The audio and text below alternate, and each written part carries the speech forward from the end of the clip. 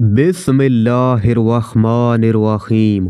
मोहतरम नाजरीन अस्सलाम वालेकुम। जब से दुनिया कायम हुई हज़रत आदम अलैहिस्सलाम की नस्ल बढ़ती और फैलती गई। इंसान दो हिस्सों में तकसीम हो गया। किसी ने नेकी की राह अख्तियार की तो किसी ने बदी का रास्ता अपनाया। जिसने नेकी अख्तियार की वो सिराते मुस्तकीम पर रहा, जिसने बदी का रास्ता इख्तियार किया वो अल्लाह के गज़ब में आ गया। सिराते मुस्तकीम पर चलने वालों की तादाद हमेशा कम रही, गुमराह इंसानों की तादाद ज़्यादा रही। इन गुमराह लोगों को राह रास्त पर लाने के लिए अल्लाह के नबी आते रहे। हज़रत आदम अलैहिस्सलाम के ज़माने के बड़े अरसे बाद अल्लाह ने हज़रत नूह अलैहिस्सलाम को भेजा। आप अलैहिस्सलाम पर 10 सहीफ़े नाजिल हुए। हज़रत नूह अलैहिस्सलाम अल्लाह के नबी थे। आप अलैहिस्सलाम को आदम सानी भी कहते हैं। आप अलैहिस्सलाम के ज़माने में भी गुमराही फैली हुई थी। सिर्फ चंद लोग ही नेक थे, अक्सरियत गुमराह लोगों की थी। आप अलैहिस्सलाम ने अपनी कौम को राह रास्त पर लाने के लिए तबलीग शुरू की। वो लोग हर किस्म की बुराइयों में मुब्तला थे। चोरी, बेईमानी, अमानत में ख़यानत करना, झूठ बोलना, शर्मनाक काम करना, माँ बाप की खिदमत ना करना, कमज़ोरों को हकीर समझना, गरीबों को धत्कारना, झगड़ा करना, कत्ल करना, ये सब आम बातें थी। अमरा और सरदारों का तबका गरीबों को परेशान करता था। इसके अलावा वो लोग बुतों की पूजा करते थे, बुतों को खुदा का दर्जा दे रखा था। इनका ख्याल था कि अगर बुत की पूजा ना की जाए तो बुत नाराज़ हो जाएंगे। इनके नज़दीक जो बुत की पूजा नहीं करता वो जाहिल है। उन्होंने 4 बुत बना रखे थे जिनके नाम वद, सवा, यगवस, नसर थे।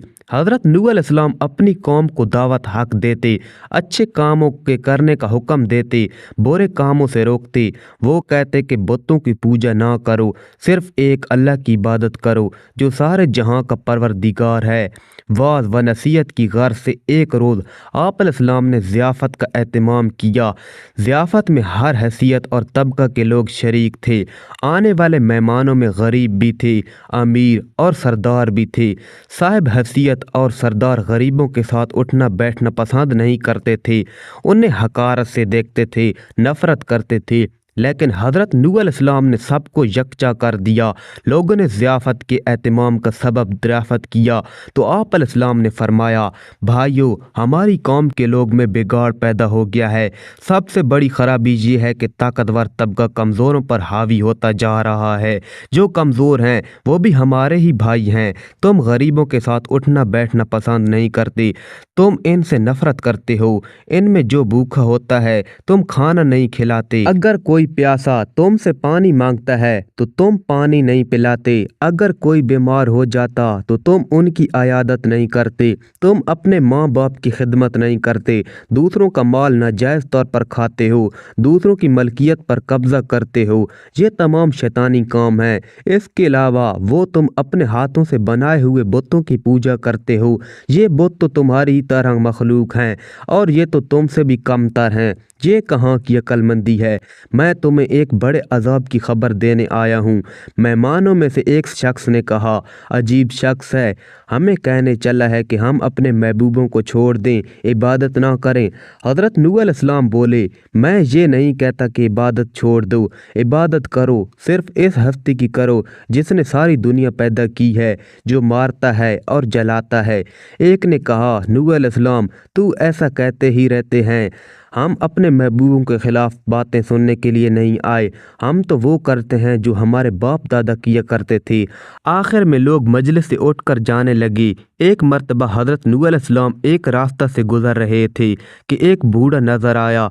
वो बहुत लाग़िर था, चलने की ताब नहीं थी। हज़रत नूह अलैहिस्सलाम ने दरियाफ़त किया कि तुम इस हाल में रास्ते में क्यों पड़े हुए हो। बूढ़े ने जवाब दिया कि मेरे 7 बेटे हैं, उन्होंने बुढ़ापे के सबब मुझे घर से निकाल दिया, मेरे पास खाने के लिए भी कुछ नहीं। हज़रत नूह अलैहिस्सलाम उसे अपने घर ले गए और कहा, तुम इस घर में रहो, मैं तुम्हें खाना दिया करूँगा। आप अलैहिस्सलाम ने दुआ की तो एक अजनबी शख्स घर में दाखिल हुआ। इसके हाथ में एक खवान था, इसमें हर किस्म के खाने थे। इसने हज़रत नूह अलैहिस्सलाम से फरमाया कि ये खाना मैं आप अलैहिस्सलाम के मेहमान के लिए लाया हूँ, उसे खिला दें। इसने कहा कि अल्लाह किसी को कभी भूखा नहीं सुलाता। वो बूढ़ा हज़रत नूह अलैहिस्सलाम पर ईमान ले आया। ایک روز ہدایت کی غرض سے گھر سے نکلے، ایک بلند مقام پر کھڑے ہو گئے اور بولے، لوگوں میں نیکی کی طرف بلا رہا ہوں۔ اللہ نے مجھے نبی بنا کر بھیجا ہے تاکہ میں تم لوگوں کو ہدایت کروں۔ میرا کہا مان لو تو فائدے میں رہو گے۔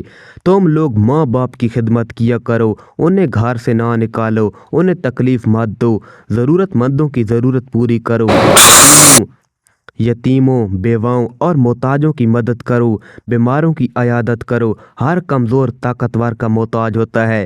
بات بات پر لوگوں کی جان نہ لو، یہ کام خدا کو پسند نہیں ہے۔ اگر تم سب اللہ کے احکام پر عمل کر لو، وہ تمہارے لیے کثرت سے تم پر بارش بھیجے گا، مال اور اولاد میں ترقی دے گا، تمہارے لیے نہریں بہائے گا۔ حضرت نوح علیہ السلام ہر ایک شخص کے پاس جا کر ہدایت کرتے، کبھی کبھی اجتماع سے بھی خطاب کرتے۔ ایک مرتبہ ایسا بھی ہوا کہ حضرت نوح علیہ السلام ایک راستہ سے گزر رہے تھے تو کچھ لوگوں نے آپ علیہ السلام کا راستہ روک لیا اور مارنے کے در پر ہو گئے۔ کچھ لوگوں نے پتھر بھی برسائے۔ ایک شخص آگے آیا، لوگوں سے کہا کہ تم اسے کیوں مارتے ہو؟ اس نے تمہارا کیا نقصان کیا ہے؟ تو لوگوں نے کہا کہ یہ ہمارے بتوں کے خلاف باتیں کرتا ہے جبکہ ہم عبادت کرتے ہیں۔ ایک اور شخص نے کہا کہ یہ کہتا ہے کہ میں نبی ہوں، اللہ نے مجھے نبی بنا کر بھیجا ہے، یہ تو ہم ہی جیسا انسان ہے، یہ کھاتا پیتا کام کرتا ہے، اس کے پاس دولت بھی نہیں ہے۔ خدا کو اگر نبی بنانا ہوتا تو کسی سردار اور امیر آدمی کو نبی بناتا۔ حضرت نوح علیہ السلام نے جواب دیا، میرے رسول ہونے کا سب سے بڑا ثبوت یہ ہے کہ میں تمہاری معاشرے کا فرد ہوں، لیکن اس کے باوجود میں تمہاری طرح بے جان بتوں کو نہیں پوچھتا۔ دوسرا بڑا ثبوت یہ ہے کہ میں تم لوگوں کو نصیحت کر رہا ہوں، لیکن اس کا کوئی معاوضہ تم سے طلب نہیں کرتا۔ میرا اجر تو اللہ کے ذمہ ہے۔ میں تو یہ کہتا ہوں کہ کسی پر ظلم نہ کرو۔ میں تو تم سب کو نیکی اور بھلائی کی طرف بلا رہا ہوں، میں تمہارا خیر خواہ ہوں۔ ان میں سے ایک نے کہا، نوح بادشاہ یا سردار بننا چاہتا ہے تاکہ اس کی عزت ہو۔ حضرت نوح علیہ السلام نے فرمایا، تمہاری عقلوں کو کیا ہو گیا ہے؟ پتھروں کو پوج رہے ہو۔ اے قوم، اللہ کی عبادت کرو، وہی عبادت کے لائق ہے، اللہ کے سوا کوئی معبود نہیں۔ جب تم اللہ پر ایمان لاؤ گے تو تم برائی سے دور رہو گے۔ نہ میں بادشاہ بننا چاہتا ہوں نہ سردار، میں تو صرف نیکی کی طرف بلا رہا ہوں۔ کیا تم نہیں دیکھتے کہ اللہ نے چاند اور سورج پیدا کیے، چلنے کے لیے فرش بنایا اور تمہیں نعمتیں دی؟ حضرت نوح علیہ السلام نے جب یہ باتیں کہیں تو لوگوں نے کانوں میں انگلیاں ٹھونس لی، ایک لفظ بھی سننے کے لیے تیار نہیں ہوئے۔ ایک موقع پر حضرت نوح علیہ السلام نے اپنی قوم سے فرمایا، اے نادانو، یہ کیوں نہیں سمجھتے ہو؟ یہ دنیا تو ایک آزمائش کی جگہ ہے، تمہارے سامنے اچھائی اور برائی دونوں ہیں۔ اے قوم، میں تم کو آنے والے دن سے ڈراتا ہوں، اس دن کوئی کسی کے کام نہیں آئے گا۔ دیکھو، جو غریب ہے مجھ پر ایمان لائے ہیں لیکن تمہیں دولت کا غرور ہے۔ اے قوم، غریبوں کے ساتھ حسن سلوک سے پیش آؤ، ننگوں اور بھوکھوں کا خیال رکھو۔ ان میں سے ایک سردار نے غرور اور تکبر سے کہا، فرض کرو کہ ہم تمہاری بات مان لیتے ہیں، کیا تم پر ایمان لا کر غریب اور 2 کے لوگوں کے ساتھ مل جائیں جو تمہارے ساتھ ایمان لائے ہیں؟ ایسا نہیں ہو سکتا۔ وہ آپ علیہ السلام کو ذلیل کرنے کی کوشش کرتے، مذاق اڑاتے، آوازیں کستے، منہ پھیر لیتے، گالیاں دیتے، مارنے کی کوشش کرتے، بلکہ ایک روز مارا پیٹا بھی تھا، لیکن آپ علیہ السلام نے صبر کا دامن ہاتھ سے نہ چھوڑا بلکہ اپنا کام جاری رکھا۔ آپ علیہ السلام کی بیوی اور آپ علیہ السلام کا بیٹا بھی منکرین اور کافروں میں تھا۔ حضرت نوح علیہ السلام نے دعا کی، اے رب میرے پروردگار، میں نے اپنی قوم کو رات دن سمجھایا، حق کی طرف بلایا، میرے بلانے پر وہ زیادہ بھاگتے رہے۔ میں نے اعلانیہ اور خفیہ سمجھایا تو انہوں نے کانوں میں انگلیاں ٹھونس لی۔ اللہ تعالیٰ نے حضرت نوح علیہ السلام کو وحی بھیجی، ایک کشتی بناؤ اور ظالموں کے بارے میں کچھ نہ بولو۔ اللہ کے حکم کے مطابق آپ علیہ السلام نے کشتی تیار کرنا شروع کی۔ کچھ لوگوں نے مذاق کرتے ہوئے پوچھا، اے نوح علیہ السلام، کیا بنا رہے ہو؟ آپ علیہ السلام نے بتایا کہ میں ایک کشتی تیار کر رہا ہوں کیونکہ اللہ کی طرف سے عذاب آنے والا ہے۔ अल्लाह ने जो ढील दे दी है वो ख़त्म हो रही है। जब वक्त आएगा हर तरफ पानी ही पानी नज़र आएगा। सिर्फ वही बचेगा जो इस कश्ती में सवार होगा, जो बुत परस्ती से तौबा करेगा, गुनाहों से माफ़ी मांगेगा, इसी को इस कश्ती में जगह मिलेगी। लोग बोले, ए नूह, ये ज़मीन तो खुश्क है, ऐसे आसार भी नहीं हैं कि इतना पानी हो जाए कि कश्ती तैरने लगे।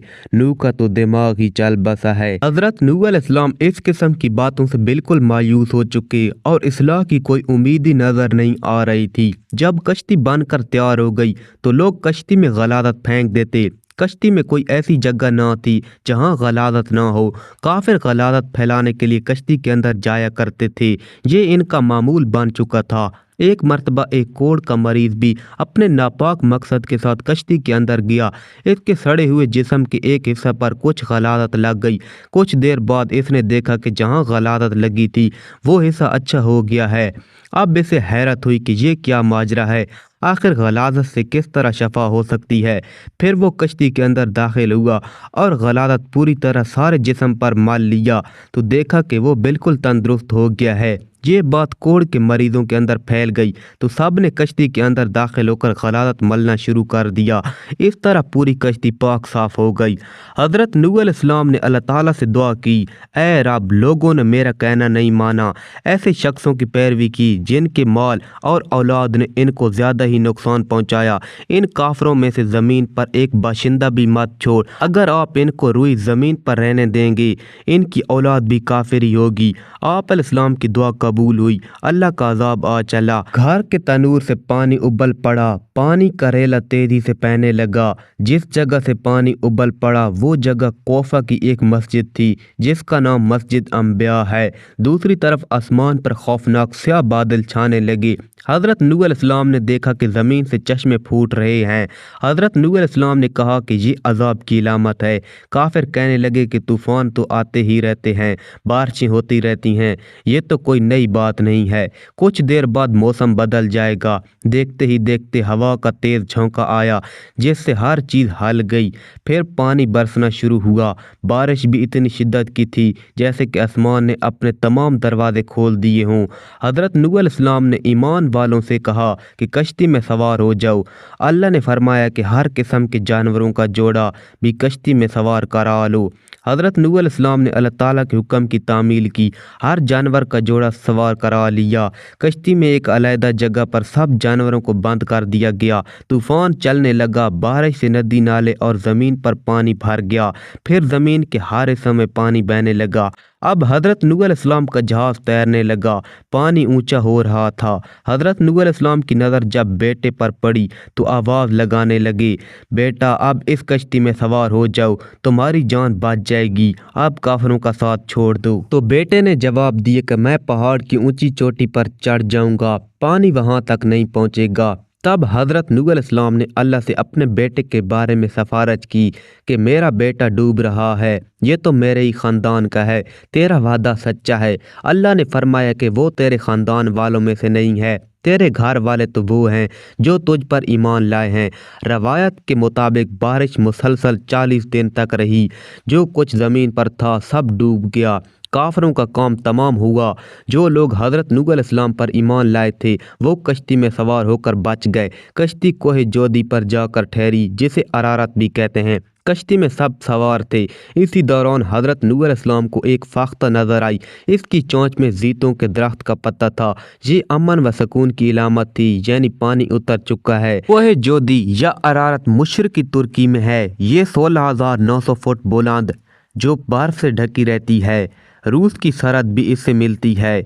इस पहाड़ को नाकाबिल तस्खीर ख्याल किया जाता था, लेकिन 1929 में जर्मन माहिर तबियत जॉन जैबक ने 2 नाकाम कोशिशों के बाद इसे सर कर लिया। कुछ अरसा पहले हज़ारों साल की जमी हुई बर्फ का तोदा गिरने से कश्ती के कुछ असरात मिले हैं। कश्ती नूह अलैहिस्सलाम का एक हिस्सा बर्फ से निकला। कई हवाबाजों ने इसकी तस्वीरें लीं। ایک اور معلومات کے مطابق 1929 میں ماہر آثار قدیمہ ووبلی اور اس کے ساتھی نے عراق کے قریب اور کے مقام پر طوفان نوح کے آثار دریافت کیے۔ انجیل مقدس کتاب پیدائش کی روایت کے مطابق طوفان نوح کا واقعہ وادی دجلہ و فرات سے متعلق ہے۔ عراق میں قدیم زبانوں میں لکھے گئے کتبے دریافت ہوئے، ان میں ایک زبردست طوفان کا ذکر تفصیل سے ملتا ہے۔ ایک ماہر نے دعویٰ کیا ہے کہ اس نے شورار کی سب سے نچلی سطح میں طوفان نوح کے آثار پائے جاتے ہیں۔ عیسائیوں اور یہودیوں کی الہامی کتب میں ارارت کا ذکر طوفان نوح کے حوالے سے آیا ہے۔ بائبل میں لکھا ہے کہ 7ویں مہینے کے 17ویں دن کشتی نوح ارارت نامی پہاڑ پر آ گئی۔